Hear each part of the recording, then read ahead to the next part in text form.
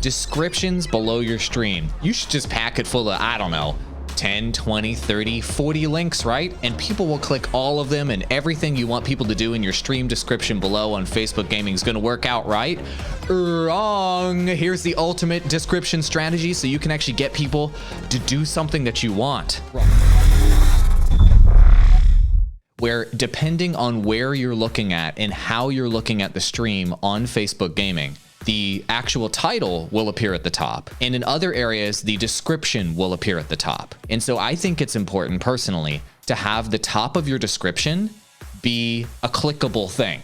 Because if it's not, then people won't click with those mobile notifications or on various different devices in different areas. So if we're looking at the top of his description, for everybody listening on audio, the top of his description says, we are giving away an Xbox Series X, and there's a link to that right there to loot, rare drop, whatever.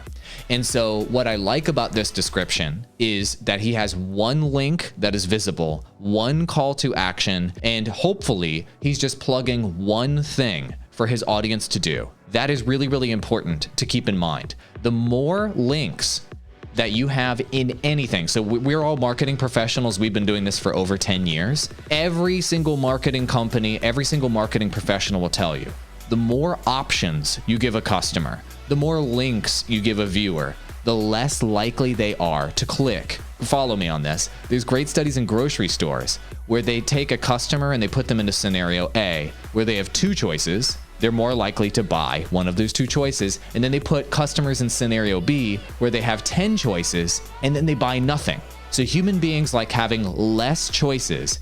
They want, and the less choices they have, the more likely they are to click, to buy, and to take an action. And so the way that I think about descriptions is, and the way I think about content and how you post links across your socials and everywhere is, you should have one thing you're asking your audience to do, and that's it. If you're asking for 2 things, 3 things, 4 things, the more things you add, the less likely they are to actually do it.